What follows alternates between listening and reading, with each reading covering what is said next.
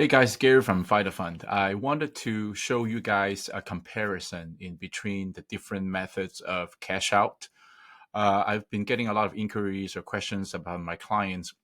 Said, let's say, if you had a refi, right, within the last few years, and also, or if you just purchased your home, within the last few years, and you got a very good first mortgage rate, right? Let's say, somewhere around 3 to 4%, or even lower than that.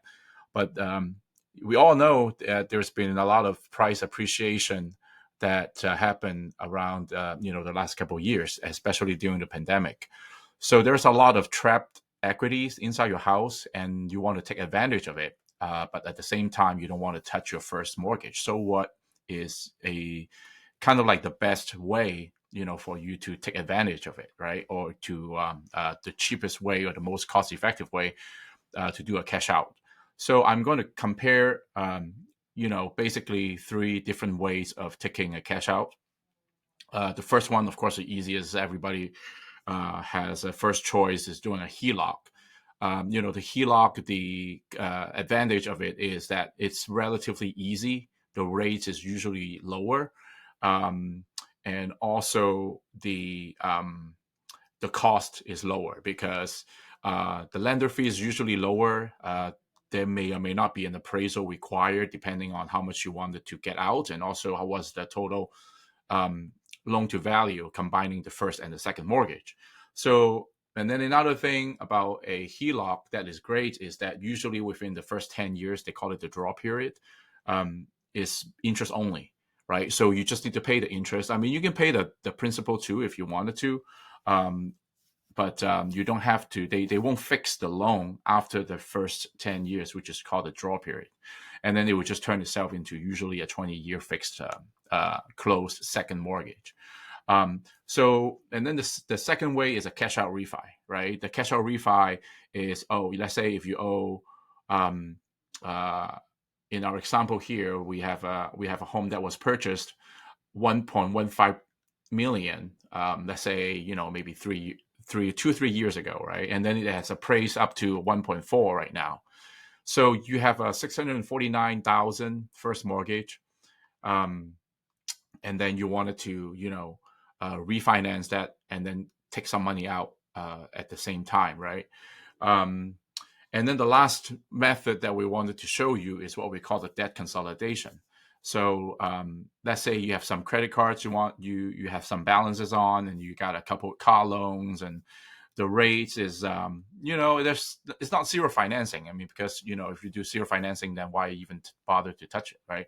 But if you, let's say, the car loan rate is, let's say, 8% or whatever, and then credit cards is going all the way up to like 26 or even 30% now. So you wanted to reconsolidate those and then free up some space back on the credit card so that you can use it. So there are three different ways that we wanted to compare, right? So let's jump into our calculation. So the first way is the HELOC. I mean, like I said, everybody is very familiar with it. And then just for comparison, all of our home price and things like that are the same, so it's easier to compare. So like I said, you purchased it maybe like a couple years ago, like 2021 for 1.15, and then your appraised value up to 1.45 is what it's worth right now, right? You have a current first mortgage amount balance is about 649,000. So the first mortgage loan to value is all the same, about 44.76%. The first mortgage rate, let's just, for the sake of comparison, I think 3.75 is pretty much the average that people have been getting or has, if they have purchased a home or refinanced during the last couple of years. So your current principal and interest, right, is about $3,005.62, amortized 30-year fix. If you are going to take $100,000 out as a HELOC, then, rates, I don't know, some banks are offering 9.5%. Some other lenders are offering like 12%, depending on what kind of programs or incentive that they're running or what kind of income qualifications a different lender has. They average is about 10% right now, right? So the second mortgage loan to value, about 6.9% of your home value. And then your combined loan to value between the two loans, 52%, right? So you can see that, it's all consistent between three loans here for comparison. For the HELOC, if you were to take out the 100,000, right? So the first 10 years, interest only payment would only be $833.33. And then after 10 years, it will fix it into a 20-year fixed mortgage and just pretend that if the interest rate stays the same, around 10%, then your second mortgage monthly payment amortized would be about $965. So your total monthly payment with your current first mortgage and the first 10-year prepayment interest-only payments will be about $3,838. Not bad, right? So I would think that, HELOC is probably the cheapest way to go around it if you just wanted to take some money out for a short period of time and, like within 10 years, and you're going to be using that for something quick and easy, right? I would say that, right? And then the second way is, let's say, the cash out refi, right? So if everything else is the same, and then the cash out amount is also the same, 100,000. So a new 30-year fixed loan amount will be 749,000. That basically your current first mortgage balance plus the $100,000 cash out. New mortgage rate with a cash out. If you get good credit, conforming, and then right now this loan amount is under our conforming limit. Mortgage rate, let's say 7.25%, give and take, and then your monthly new mortgage payments is $5,109, right?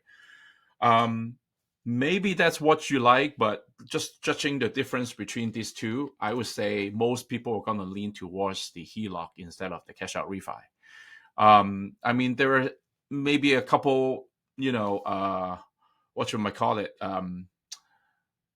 pros. I'm actually going to try it right now, because what happened is we all know that HELOCs, the rate is not fixed until after the draw period. So let's say if it ever this rate go up to 14%, it is still only 4,100. So it's still nowhere going to be as, close to 5,000, which is the amount that you're going to pay if you do a cash out refi.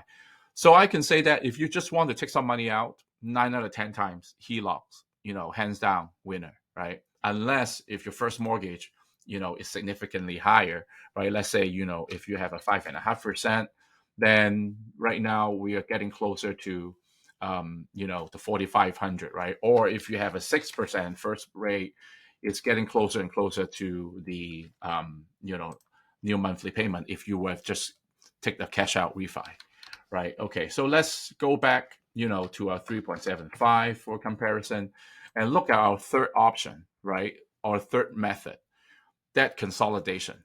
A lot of people usually have these questions about cash out if they have some kind of bills that they are paying, or if they have some, like a couple loans that they, paying a high interest, and wanted to just kind of consolidate it into a single monthly payment, right? And then free up space on the credit cards. So that's when that consolidation comes in, right? So let's say, okay, typical example, I see this almost like every other day. Existing debts, let's say you and your wife or your partner have a couple car loans, and this is the monthly payment. One of them you owe $43,000. Monthly payment is about $972 a month, and then another car is $25K balance, and monthly is $650, and then you got, like, let's say, okay, 1, 2, 3, 4, 5 credit cards. With, 3 of them has a pretty significant balance, and especially important is the monthly payment. Just the 3 credit cards payment added up is about $1,100 a month, right? So all in all, if we wanted to eliminate a lot of the monthly interest, which are not tax deductible, right, and then roll into something that is, tax deductible, potentially tax deductible, by doing a debt consolidation refi, we can see the benefits, see how the math works, right? The way how the debt consolidation refi works is very, very similar to a cash out refi. But basically, I just wanted to show you the math, right? So let's say if we are to refinance these 4 debts, all right, so the total total amount is going to be $100,460, right? So that will make our new monthly loan amount 30-year fixed $749,000 and some change, right? Same mortgage rate, 7.25%, right? And then our monthly payment will be, a new mortgage monthly payment will be $5,112. Comparing that versus what we are paying on those debts right now, let's check it out how it works, right? So before the debt consolidation, okay, our mortgage was $3,005, and our monthly debt payments is $2,797, right, for the 2 cars and the the 5 credit cards, right? And then after the consolidation, our total monthly is what? This plus this, right? $5,802, right? And with our new monthly payment, $5,112, right? And then our paid off debts, the new monthly payment would only be $70, right? So our total would be, right, this one plus this one will only be $51.82. So for a potential monthly saving of $620, right? So all day I would consider doing a debt consolidation loan if possible, to get rid of your credit cards and auto debt and things like that, right? So there you go, 3 different ways to do a cash out. Let me know which one works for you, and I would really love to have a consultation with you guys. This is Gary again with Fida Fund. Have a great day.